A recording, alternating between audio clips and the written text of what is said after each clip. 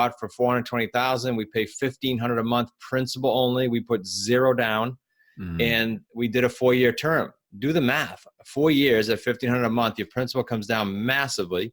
You also mark it up, and we put what I call tenant buyers in all our homes. I don't care how we buy, we exit with tenant buyers. These are buyers that need time for credit enhancement or saving up more down payment. But the bottom line is they're buyers with buyer mentality, not renters, just that the vehicle is a rent to own to get them to mortgage ready. Welcome to the Wealth Through Real Estate Investing podcast, your source for real-world strategies focused on creating long-term wealth, cash flow, and financial freedom through real estate. Through guidance, tips, and stories of highly successful real estate investors and thought leaders, we provide you the tools to succeed and reach the lifestyle you always wanted. And now your host, Dwaine Clarke. Hello and welcome to the Wealth Through Real Estate Investing podcast. This is your host, Dwaine Clarke. And today we have Chris Prefontaine. He is a best-selling author, investor, and coach with 25 years experience and the founder of smartrealestatecoach.com. Thank you, Chris, for joining us on the show today. How are you? Oh, I'm great. It's a pleasure. Thanks, Dwaine. Absolutely. So with over 25 years experience, you guys done tons of deals. You have a very diverse background in real estate. Would you just mind sharing for our folks a little bit more about your background and kind of how you got started in real estate? Sure. I'll do like a 10,000 foot view at the risk of dating myself, and then you can let me know if you want to go back to it. So I started in 1991, and we were doing some spot building, single family building of homes. I never built. I teamed up with a builder. And then in 95, I bought a Realty Executives Franchise in Massachusetts, built that up, as a broker owner, built that up and sold it in 2000 to Coldwell Banker. I had never been a realtor. I just kind of did that as a project. And then from 2000 on is when I started doing my own investments, coaching people throughout North America, US and Canada. And then as we're doing our own investments, and that went from condo conversions to new construction to, commercial multi, what led up to the lovely debacle in 08 that so many people lived through. And luckily I lived through it, but it beat me up pretty good. That caused us to re-engineer everything we do. And that really launched our terms business in 2012-ish. And that was buying property, or that is buying property without using banks ever, without signing on loans, without using our own money. And then that morphed into a business that the kids are with me now, son-in-law, and daughter. And we also coach it around the country now. So it's been quite a different run since 08. Nice. Yeah, the one thing I like about you guys that not only you're teaching it, but you guys are boots on the ground in the trenches, actually doing deals along with your students. And then from what I know, you guys do a lot of creative type of deals. Would you mind kind of sharing for us kind of maybe the seller financing side of the business? I know that a lot of people know about it, but they don't do it right. But would you mind kind of sharing about what that is and what's it about? Yeah, and when you say boots on the ground, just quick comment, Dwaine. I mean, man, it can cost you a lot. And I have students that did get beat up and then came to us if they're following like old material, or mentors that they were great 20 years ago, but they're not doing deals now. That's scary because the real estate, just as you know, changes so quickly and you can get yourself in trouble. Owner financing to us means the homes that are free and clear. Because I know owner financing, you can do all kinds of things. So we'll just focus on our main thing, which is free and clear homes. About a third of the homes in the United States are free and clear. Your target's big. And when we structure these, we structure them depending on the term. We structure a price that's usually close to market or even a premium if they'll go out longer. You'll see why in a minute. And we do monthly principal only payments. So, I got one in Connecticut. I've got one in Coventry that we bought for $420,000. We pay $1,500 a month principal only. We put zero down, and we did a 4-year term. Do the math. 4 years at $1,500 a month, your principal comes down massively. You also mark it up. And we put what I call tenant buyers in all our homes. I don't care how we buy, we exit with tenant buyers. These are buyers that need time for credit enhancement or saving up more down payment. But the bottom line is they're buyers with buyer mentality, not renters, just that the vehicle is a rent to own to get them to mortgage ready, if that makes sense for you. Oh, yeah, absolutely. As far as like kind of like finding these types of deals, are you guys doing letters, talking with brokers? What's kind of like your approach and what's been working best? Yeah, brokers definitely not our main source. I mean, we might have one or two that kind of get it and they'll send us business that doesn't fit in their box, doesn't fit in what they do.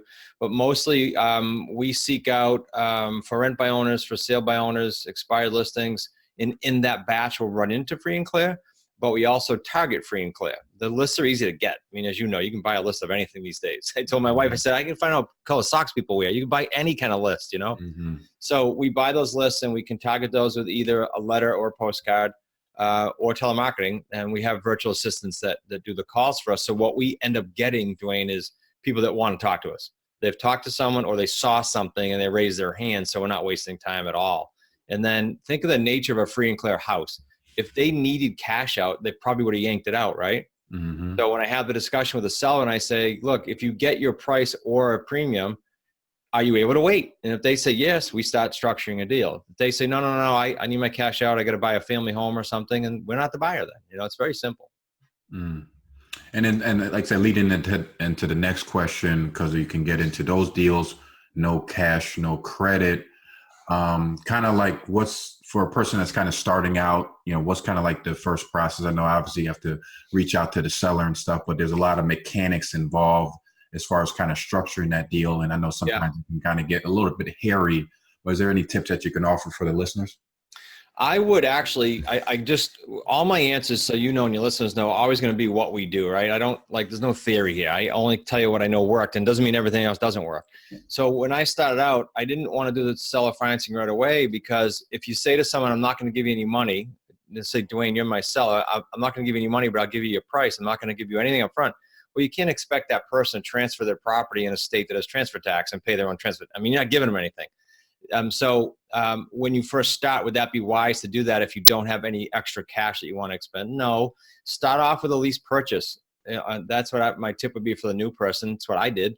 It's $10 deposit, and this title stays in the seller's name, and you're going to pay their underlying debt, or you're going to pay them, and you don't have as much exposure, and you have zero cash out at the beginning. So if you're new, that's the way I'd start. I'd build up. In my case, I built up like 13 of those in 2013. And then I started slowly transitioning. Why? Because I had cash flow at that point. I mean, these deals, we didn't talk about it, but they generate 3 paydays. I talk about this in one of the books, but 3 paydays per deal. So it's upfront cash, it's ongoing cash, and it's back-end cash. Well, when you start getting those going with 13 or 15 deals, now you can get creative and go do other things. And then kind of moving forward, you said getting creative for other things. Could this also be applied to multifamily and stuff? I have a lot of listeners that does that type of business. Could that also be applied as well?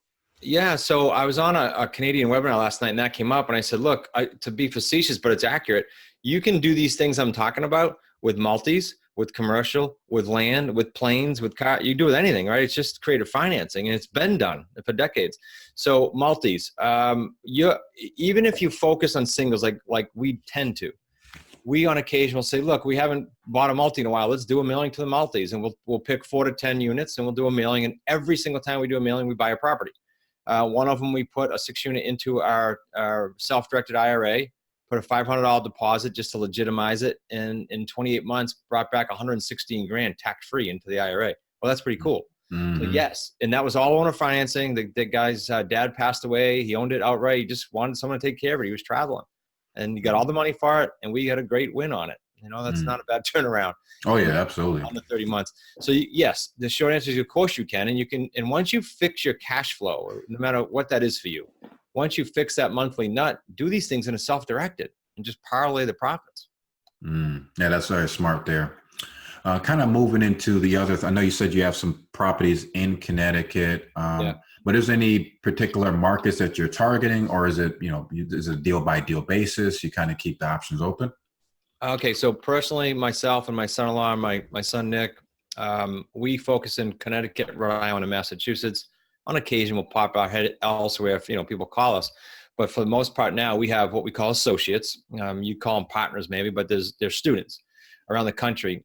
We have some in Connecticut. We have some, close to us. We also have some spread out all over the place. They do deals. We revenue share with them, but we're holding their hand and doing the deal with them. And, you've been in the business. So here's a common thing that goes on. I call it a gap.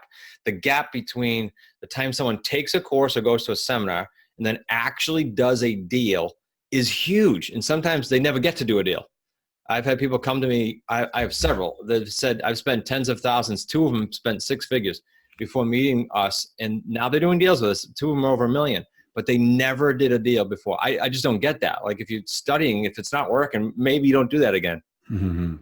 Yeah. You figured that they should have found you first, but sometimes they got to go through that road and then, find out, and then they finally get to the problem. Unfortunately, we all do sometimes, right? Yeah, exactly. That's life. But, at least at the end they found you and they were able to kind of get started. So are you guys just kind of solely focused for your business model, deals of that nature? Do you also touch any things like apartment buildings or any larger type of syndication stuff? We don't on our end. It doesn't mean some of our higher end students don't. It's just that here's what I tell people, even my higher end students, they'll start getting money and they'll say, well, now I want to go do this. I want to go do this. Look, these are all separate businesses, as you know. They're all great niches. On my podcast, on purpose, I have all these different niches. I'm not so naive to think that ours is the best. So on purpose, I expose everybody. Let's look at, and you pick your own niche. But we don't, because it's another whole business model. And we just don't, I call it the dish rag theory. Like it trips you up and then you lose focus, the shiny object theory. So we stay focused on that in small multis. And then on occasion, there'll be a land development deal or something that comes across that plate that, you're going to know how to deal with it. We just don't focus and look for it. Nice. Yeah, that definitely makes sense. You want to stay within your wheelhouse of expertise. Yeah. You guys are crushing it. You're doing that. So it's like no point to just kind of, range it out and kind of get confused on different stuff.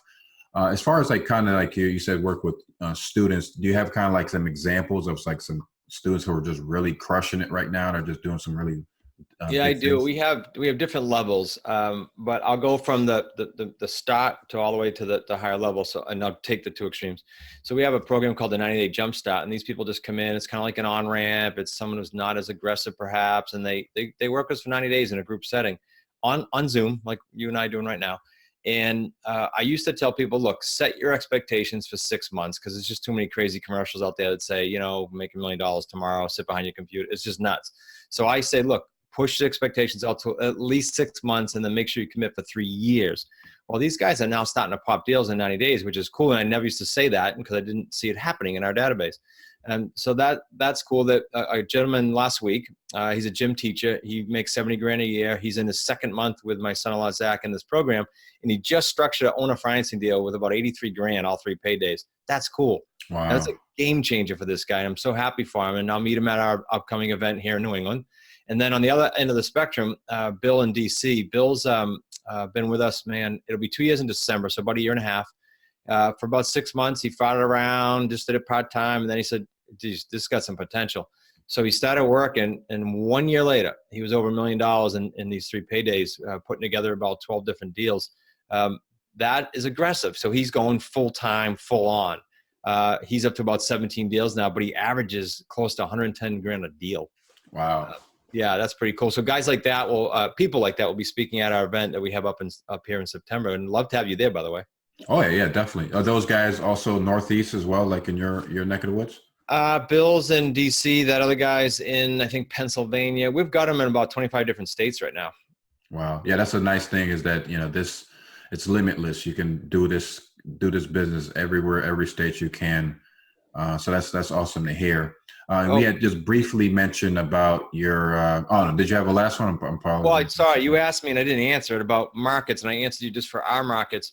So we don't say, okay, where can we have students in like these handpicked markets? Because frankly, up, down, or sideways markets, this works great. So wherever they pop their head up, I'm more interested in chatting with someone that's coachable, that has a little grit, that wants to get this done, and I can coach them. I don't care about their market, because I can tell them how to navigate it, if that makes sense. Mm-hmm. Yeah, absolutely. All right. Yeah. You had also mentioned about your book, Real Estate on Your Terms. I know it's like I said, it's particularly about this specific model, but can you kind of tell us what the book is about and what people can learn from it? Yeah. So I start the book off with the 2008 debacle, because I'm an open book. I just want people to know the good, the bad, the ugly, right? They need to know that when they go out. And then we walk through literally, here's what we did to build our business. Here's the systems we use. Here's the vendors.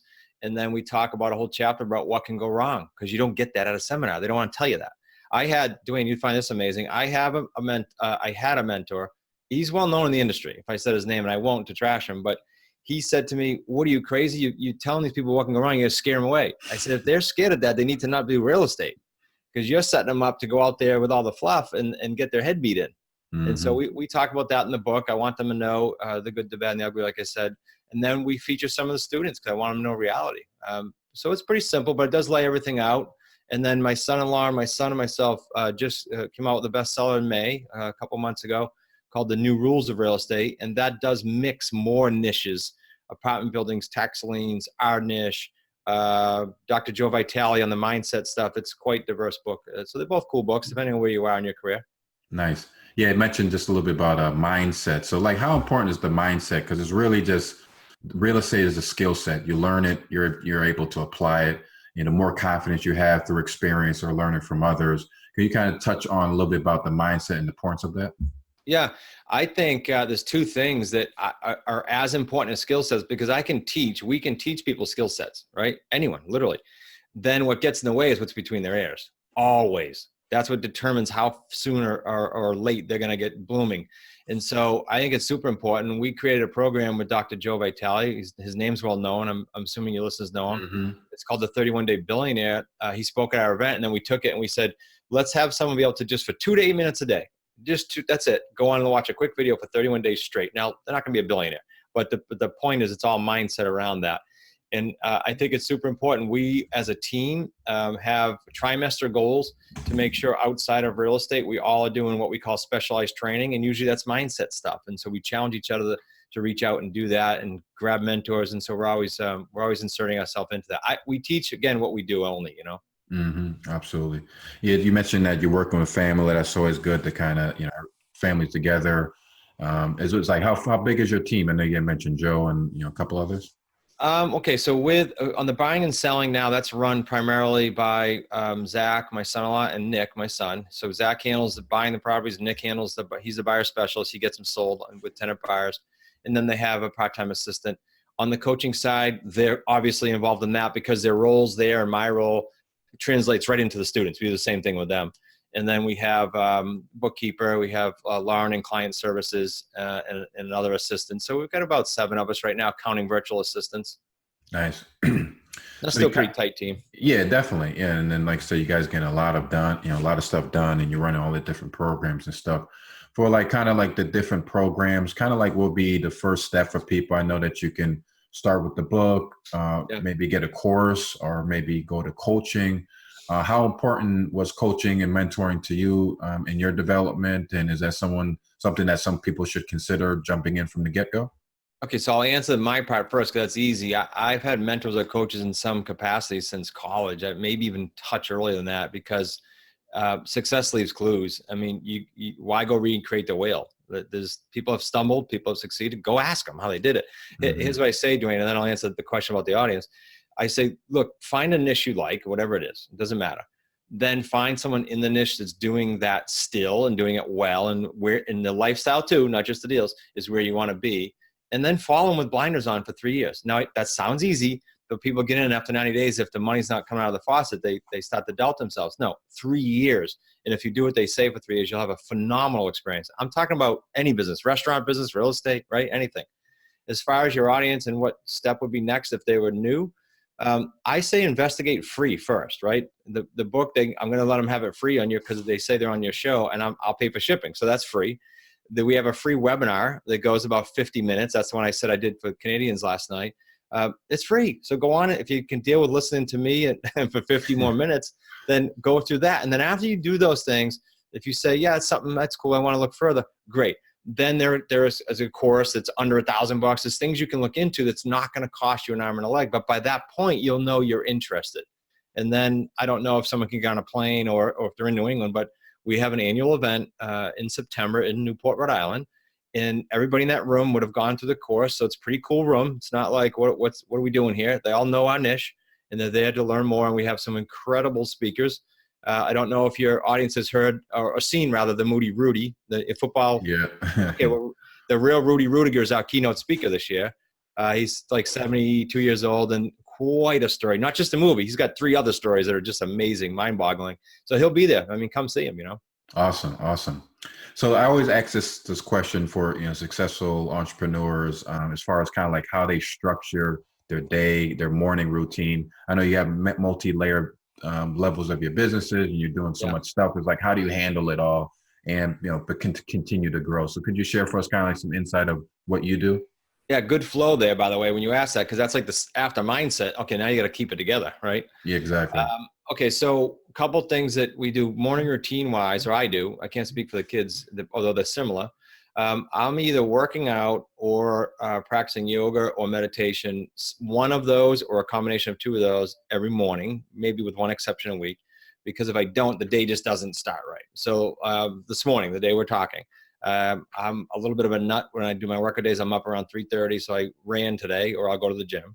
And then I did a little meditation, just 10 minutes, nothing, guided meditation, haven't figured out how to really get deep in on my own. And then I work on the journal a little bit. It could be 2 minutes, 3 minutes. It's just gratitude. There's a lot about that that's important and different conversation. And then I come in the office. When I come in the office, though, I do email twice a week. I don't live on email. I'd be on email all day, every day, and set the expectations with autoresponders so you can do that. And then the last little tip I could give is, instead of a to-do list, work off your calendar. And if it's not in your calendar, it doesn't get done, period. So if it's a meeting like with you today, if it's working on a project for the event, it's in the calendar. It's no longer a list of things that never gets done or gets pushed to the next day. And when you're on that, you don't take distractions. You don't take incoming calls. You're in a chamber. Close the chamber door, work on that, go to the next one. It's been helpful for me, but it's a constant struggle, right? It's always trying to figure out how to make that more effective, more efficient. I color code the calendar, so it's all different tasks mean different things. Awesome. Yeah, because like I said, it's funny. Like every people that I interview kind of have a similar type of routine. They have a book that kind of reflect on like the previous week or the plans moving forward. And especially what the big thing is the gratitude. So that was kind of leading them into my next question is what makes you grateful and what kind of motivates you to kind of do what you do to make things happen. Two answers there. The grateful piece is, every day, because I make myself go in the journal and think, and if you don't, it just gets lost. I'm super grateful for the family and what we've built here. I really am, because it came together organically. People say, "Do you like design it and then ask the kids?" And no, it just came together organically. They came to me and they said, "Can I do this?" And it just grew, and everybody loves it. So super grateful for that, among a million other things surrounding that. And I'm sorry you asked me a second piece of that question. What was it? Yeah, just like what kind of motivates you to kind of move it Oh forward yeah, and sorry. everything. My why, I think everyone should have a why, because if you don't have an emotional why, your goal is going to get old. It's not for the money, that gets old. Is to create experiences that money can't buy. So make enough money to create experiences to do things that money can't buy. So for us and our family, that's travel. Mm. That's family time scheduled, because now grandson, second one on the way. So Kayla and Zach, that's Kayla and Zach's kids. To create experiences with them and to travel with them and our own kids, right, is something you can't get rid of. It's so powerful. We get emotional with that, and it's super, super cool. Yeah, and time goes by. I have two young kids, and it just like I make sure I'm taking pictures. And I'm like looking through the picture. You kind of get emotional. You like saying like, man, they're growing up so fast. Like you want to like figure out what can you do more. And doing this, wealth through real estate and other different business ventures to bring up free time, passive income, so you can spend more time with your family is so key because time goes by in a flash, and now everyone's old and you're like, what happened? Yeah, look, my kids are 29 and 30, and people go, "Why? What the heck? Where'd that go?" I have no idea. And you learn quickly. Life is short. It goes by fast, and it's short because I lost a brother at age, I think he was 47. Nick, who we've been talking about, was in a snowboard accident in '03, and the doctor said he'd never walk, talk, or eat again. And he's in the business now, and you wouldn't know. Mm. But that was a scary time, and so those times make you think how fast things can change like that, and so they're super valuable. Absolutely. So we kind of talked a little about kind of like your book, but what would be kind of like the baby step for a person to get started, get involved with you? I know that you have an event coming up. If you want to share with that, you said it was in September, and Yep. then I know that you have your website, but is there any other information you mind sharing with us as well? On the website, and you'll have the links. They can go ahead and watch the webinar, and there'll be special with you if you can put your links in the show notes. And sure, they can, once they go through the webinar, if they like that, they'll get some free things. They'll get like a strategy call with myself or Zach. We like getting on the phone. Like, what'd you get out of the webinar? What questions might you have to make some decisions to move forward or to do some cool things in your business? So you'll get some takeaways. So you do the webinar, you get a free call, and then come to the event. The course, if they decide to do the course, there's a free ticket to the event in the course. I mean, so we try to make it, I want people there to meet and see and experience the family, because I know that's a positive experience. I don't want to make it hard to get there. I want to make it easy to get there. Absolutely. And like I said, the one thing, like I reiterate again, is that I like about you guys are in the trenches doing deals. So you guys are getting up-to-date experiences, things that changes in the marketplace, things that are happening that people need to know. Because like I said, real estate can always change at a whim. There's regulation, there's this, there's that. So having people that's actually doing them stuff so you can actually get up-to-date advice is very key. Absolutely. But Chris, thank you so much again. I really appreciate it. Chris Prefontaine of smartrealestatecoach.com. I encourage everyone to check him out, go to his website and have a conversation with him. Thank you, Chris, again, and have a great rest of the week. You too, buddy. Thanks for having me on. Take care. Thanks for joining us on this episode of the Wealth Through Real Estate Investing podcast. Don't forget to subscribe and leave us a review on iTunes or the listening platform of your choice. Also, please check us out at DwaineLClarke.com, as well as find us on Facebook for more useful content and resources.